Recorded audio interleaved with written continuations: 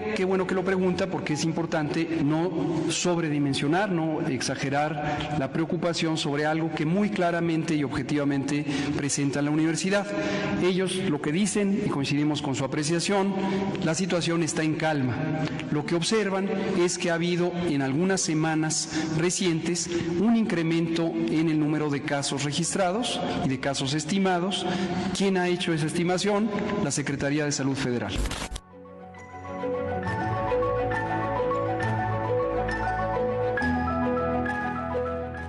Esto quiere decir que la Secretaría de Salud tiene la información, porque está clarísimo que la UNAM, con base a esa información, es que determina, es que propone lo que está haciendo. Quien lo tiene es la Secretaría de Salud, que al fin y al cabo pues debe haber hecho algo, ¿no? Pero se le adelantó a la UNAM o simplemente no lo pensaba hacer.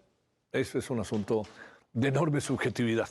El subsecretario de Salud reconoció que hay un aumento de casos, ya lo escuchamos. Sin embargo, ojo con este asunto, sin embargo, mencionó que mucho de lo que está en este momento sucediendo, se mencionó que mucho de lo que está sucediendo es que las autoridades sanitarias nacionales no están recomendando el uso masivo de cubreboca actualmente. El funcionario aseguró que hasta el momento no hay ningún tipo de alerta por la enfermedad. Por ello, pidió no exagerar el aviso publicado por la Universidad, bueno, no sobredimensionar, hay que utilizar la palabra que él usó, la verdad, por la Universidad Nacional Autónoma de México sobre el aumento de casos en el país. ¿Usted qué cree? Ahí van los datos. Entre el 18 de junio y el 15 de julio de este año, los contagios confirmados por COVID-19 aumentaron 10.86%, según datos de la Secretaría de Salud. Sin embargo, del 16 al 22 de julio, los contagios disminuyeron a 1.597 a nivel nacional. El porcentaje de positividad, es decir, la proporción de pruebas diagnósticas que resultan positivas al COVID, creció también durante el mismo periodo, al pasar de 24% al 31%. Al hablar de la Ciudad de México, los casos confirmados pasaron de 20.789 en la semana epidemiológica a 19.710 en la semana 27, es decir, una disminución del 5%. Bueno, en todo el 2023, hasta el último reporte, que es del 22 de julio, la ciudad está acumulando 734.484 casos confirmados de COVID. Acuérdense que hay muchas maneras de ver, ¿no?, de ver el asunto de los contagios. Hay muchas personas que eventualmente pueden estar contagiadas y no se registra, ¿no? A lo mejor si hay información de los laboratorios o alguna cosa parecida, o tienen sus propios aparatos de medición y lo ven y dicen, pues sí tengo, y luego lo dejo de tener y listo. O sea que hay una cifra negra por ahí que no se sabe exactamente. Esa es una de las partes que tienen que ver con el tema salud del día de hoy. La otra fue, que está relacionada indirectamente, es que este día autoridades garantizaron abasto de medicamentos psiquiátricos en el país. Sin embargo, acusaron que había un grupo que controlaba la compra de medicinas y que incluso las alteraban. Veamos. No es un asunto solo de falta de medicamentos, es un asunto politiquero, ¿sí?, de la ambición al dinero de estos corruptos. Jorge Alcocer Varela, secretario de Salud, anunció que el abasto de medicamentos psiquiátricos es de 94% y se prevé que a mediados de agosto se pueda contar con otras claves, ya que se ha registrado escasez. El presidente López Obrador dijo que el bloque conservador quiere regresar al esquema en donde un grupo de 10 empresas controlaba la venta de medicamentos al gobierno con ganancias millonarias. Informó que antes los medicamentos no tenían calidad y no los abastecían. Afirmó que son muy pocos los que en verdad se preocupan por la falta de medicamentos. El secretario de Salud explicó que la compra consolidada de medicamentos está asegurada para este año y para 2024, además de que se hizo una optimización de las claves y se fue haciendo un ajuste. refirió que la empresa Psicofarma, que elabora un número importante de medicamentos de uso para enfermedades psiquiátricas, desde hace 8 meses se detectó una irregularidad en sus 2 laboratorios, por lo que tiene condiciones mínimas para la fabricación de los medicamentos que tenía encargados. Se han impuesto, hay que decirlo, sanciones económicas a fin de levantar las medidas de suspensión, en eso están, y desde luego con multas que no tiene caso señalar. Hoy el abasto de los medicamentos para este uso de enfermedades psicológicas, psiquiátricas, es del 94% en todo el país. Esto está muy identificado. Detalló que en el caso del medicamento de litio ha habido una escasez mundial, aunque ya se compraron los medicamentos que están en análisis por COFEPRIS, por lo que el 15 de agosto ya podrá ponerse en uso. Con información de Noemí Gutiérrez e Iván Saldaña, Heraldo Media Group. Bueno, son, como ve, varios temas que se suscitaron el día de hoy, porque además incluso se habló de que en octubre, noviembre, cuando se le planteó al presidente, oiga, ahí viene la influenza, como todos los años, por ahí de octubre, noviembre, bajan las temperaturas en todo el país, en algunas zonas mucho más que en otras, en fin, viene una etapa del año que obliga a atendernos, ya que vienen las gripas, los resfriados, etcétera. Entonces, cuando habló de eso, dijo, bueno, claro que lo va a haber y también va a haber vacuna, bla, bla, bla. Claro que no les gusta porque es de Cuba, dijo el presidente, y también esperemos que ya esté la vacuna patria. Se ve remoto, pero bueno, ¿qué le parece? Mejor hablamos con los especialistas. Le quiero agradecer al doctor Jorge Castañeda, que está secretario académico de la División de Ciencias Biológicas y de la Salud de la Universidad Autónoma Metropolitana. Querido doctor, te saludo con mucho gusto. ¿Cómo has estado? Javier, ¿qué tal? ¿Cómo estás? Muy buenas noches para ti y para todo el auditorio. Gracias. ¿Ya regresaron a clase? ¿Todavía no? ¿O ya?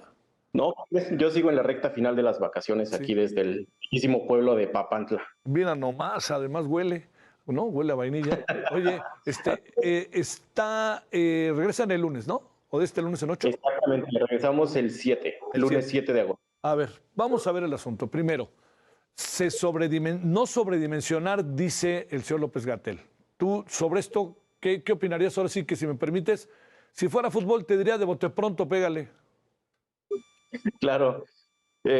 Mira, me preocupa mucho la manera en que se comunican las cosas, ¿no? Desde el gobierno federal. En realidad, efectivamente, a lo mejor no es alarmante en este momento, pero creo que tampoco vale la pena desestimar, ¿no? Y más sobre las cifras que diste hace un momento en el clip que acabamos de ver. Uh-huh. Efectivamente hay un repunte de número de casos, por supuesto que no es nada para alarmarnos, hay que tranquilizar a la sociedad, hay que mantener la calma. Sin embargo, creo que sí vale la pena pues seguir con un poquito de las medidas que teníamos implementadas antes de que se diera fin a la epidemia por COVID-19. Sí, los datos no son alarmantes, sin embargo, sí hay un aumento del número de casos, eso sí hay que decirlo, y que creo que vamos a sortearlo bastante bien como en los otros años donde el mayor número de casos estuvo a tope.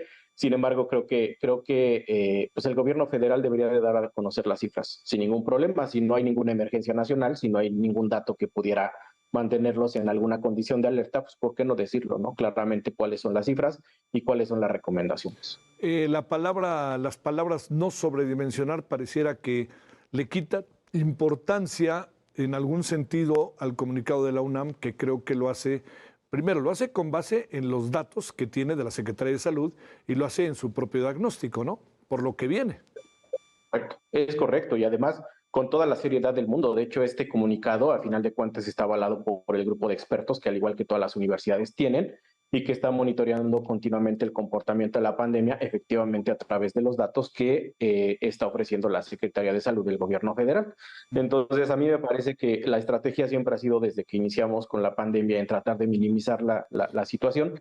Creo que por ahí no va el asunto. Creo que la población es lo suficientemente inteligente como para recibir los datos. Sí. Y si los medios de comunicación y los expertos somos serios en el manejo de esta información, pues no debería de haber pánico. Más bien deberíamos de dar información que pudiera, pues obviamente, ayudar a la población a tomar decisiones, pues para poder tomar sus precauciones, ¿no? En cuanto a estos repuntes que seguramente vamos a seguir viendo a lo largo de la historia. A ver, Jorge, déjame plantearte otro tema, un subtema sobre esto para pasar al tema de los medicamentos.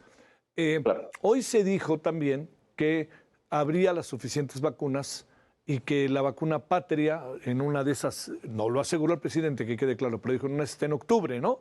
Noviembre. Y la Abdalá no la quieren porque es de Cuba. Bueno, y se dice que la Abdalá funciona no como refuerzo, sino como una primera vacuna. Como un refuerzo no alcanza ya a tener la misma dimensión.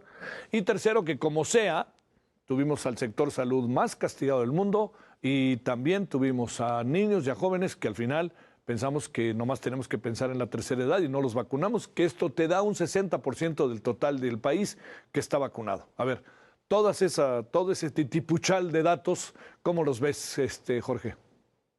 Claro, yo creo que la percepción de la comunidad científica no es que nos guste o no el uso de una vacuna. Nosotros nos guiamos con datos obviamente experimentales que han sido publicados y además que han sido avalados por organismos internacionales y nacionales, en este caso en México, evidentemente por la COFEPRIS.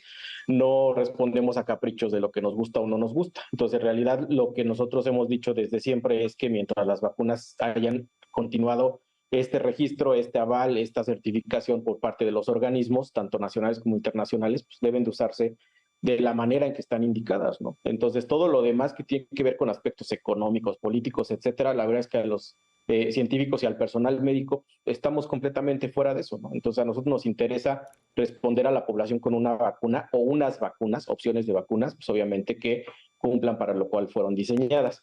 Yo también dudo mucho que la vacuna patria esté, pues la han venido prometiendo y extendiendo cada vez más y más y más los plazos.